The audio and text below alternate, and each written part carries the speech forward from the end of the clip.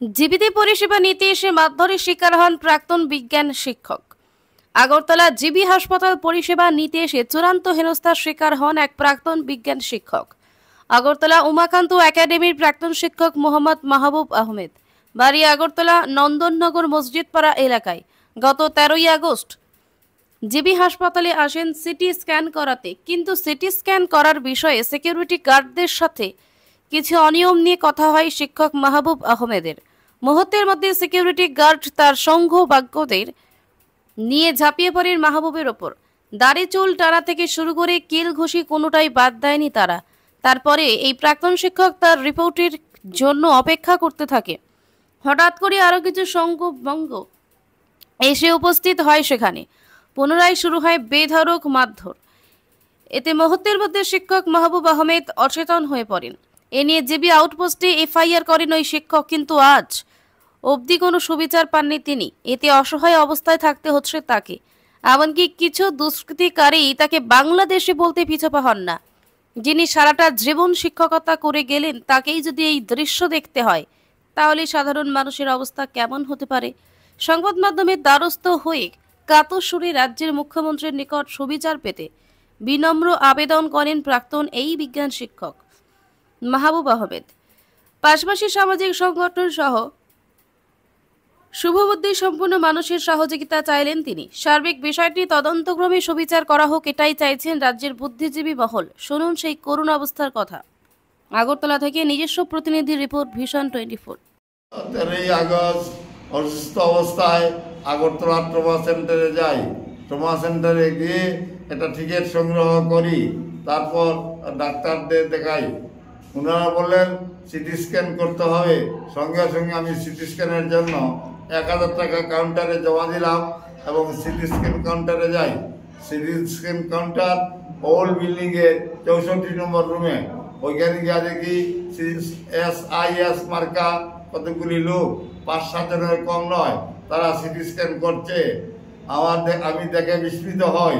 তারপর এখন বাধ্য হয়ে আমি সিটি স্ক্যানের কাজ সম্পন্ন করি তাদের মাধ্যমে।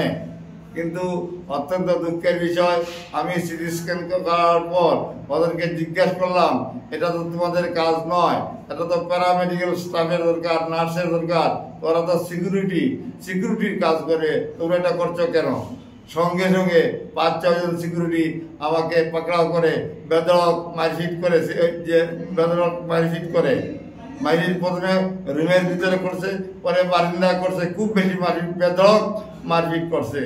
তারপরে আমি এখানে বসে থাকি, কতক্ষণ পরে রিপোর্টের অপেক্ষা করি। প্রত্যেকে রিপোর্ট নিয়ে চলে যাচ্ছে, আমার রিপোর্ট দেওয়া হচ্ছে না। আমি প্রায় 1 ঘন্টার মতো অপেক্ষা করি, আমার রিপোর্ট দেওয়া হয় না। এর কিছুক্ষণ পরে 8-10 জন গুন্ডা অবস্থান এসে আমাকে বেধড়ক মারপিট করতে করতে আমাকে অচৈতন্য করে ফেলে। এর কিছুক্ষণ পরে আমি আস্তে আস্তে আমি ওই যেখানে ডাক্তার প্রথম দেখিয়েছিলাম সেখানে গিয়ে রিপোর্ট করি। তারপর পুলিশ ডেকে আনা হয়। পুলিশ কোনো ভূমিকা গ্রহণ না করে, বিবাদীদের পক্ষে কোনো ভূমিকা না নিয়ে পুলিশ উল্টা আমার বিরুদ্ধে ধমক দেয়। তারপর আমার অবস্থা আরও শোচনীয় হয়।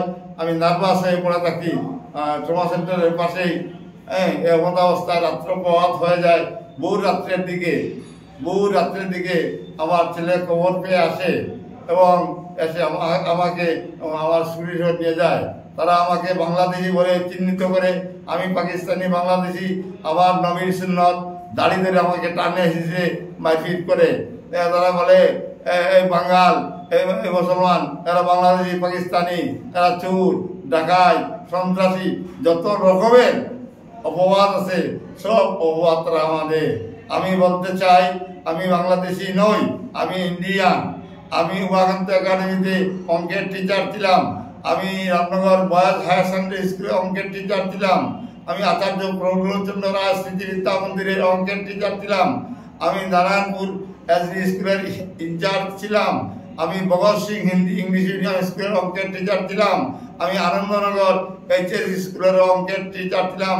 আমি আজীবন শিক্ষকতা করেছি। এর আগে আমার 1700 ডাক্তার আছে, 1700 ইঞ্জিনিয়ার আছে এই ভারতবর্ষের বুকে।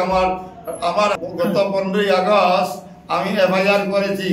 আমি দাবি করেছি দ্রুত তদন্তক্রমে যারা দোষী তাদেরকে চিহ্নিত করে দৃষ্টান্তমূলক শাস্তি দিতে হবে। আমি এফআইআর করেছি। পাশাপাশি আমি ডাইরেক্টর অফ হেলথ চিঠি দিয়েছি, আমি ডাইরেক্টর সেক্রেটারি হেলথ চিঠি দিয়েছি, আমি সুপারিনটেন্ডেন্ট জিবি ওনাকেও চিঠি দিয়েছি। কিন্তু দুঃখের বিষয় আজ পর্যন্ত পুলিশ কোনো সঠিক ভূমিকা নেয়নি, অর্থাৎ পুলিশ কোনো আসামিকে গ্রেপ্তার করেনি। আইনের জায়গায় পড়ে রয়েছে। আমি উপযুক্ত বিচার চাই। সুষ্ঠু তদন্তক্রমে দোষী ব্যক্তিদের চিহ্নিত করে গ্রেপ্তার করতে হবে, দৃষ্টান্তমূলক শাস্তি দিতে হবে। ত্রিপুরা রাজ্যের সমস্ত অংশের জাতি, ধর্ম, বর্ণ নির্বিশেষে সকল অংশের শুভবুদ্ধি সম্পন্ন মানুষের কাছে নিবেদন করছি যাতে আমার সুচিকিৎসার ব্যবস্থা হয় এবং দোষীদের শাস্তির ব্যবস্থা করা হয়, তার জন্য সকলের সহযোগিতা কামনা করছি। আমি নিয়ে সামনের দিকে এগিয়ে যেতে চাই। আমি রাজ্যের মাননীয় মুখ্যমন্ত্রী প্রফেসর ডক্টর মানিক সাহার দৃষ্টি আকর্ষণ করছি, আপনি অতি দ্রুত এই জীবির দুষ্কৃতিকারীদের চিহ্নিত করার ব্যবস্থা করুন, ওদেরকে শাস্তির আওতায় আনুন যাতে সঠিক স্বাস্থ্য পরিষেবা সাধারণ মানুষ পায়। এবং গোটা রাজ্যে এই নেশা বাণিজ্যের কারণেও এই সমস্ত অপ্রীতিকর ঘটনা ঘটছে। অতি সত্বর অন্যায়, অবিচার, দুর্নীতি বিরুদ্ধে যথোপযুক্ত ব্যবস্থা গ্রহণ করা হোক। রাজ্যের মুখ্যমন্ত্রীর কাছে আমার এই বিনম্র আবেদন।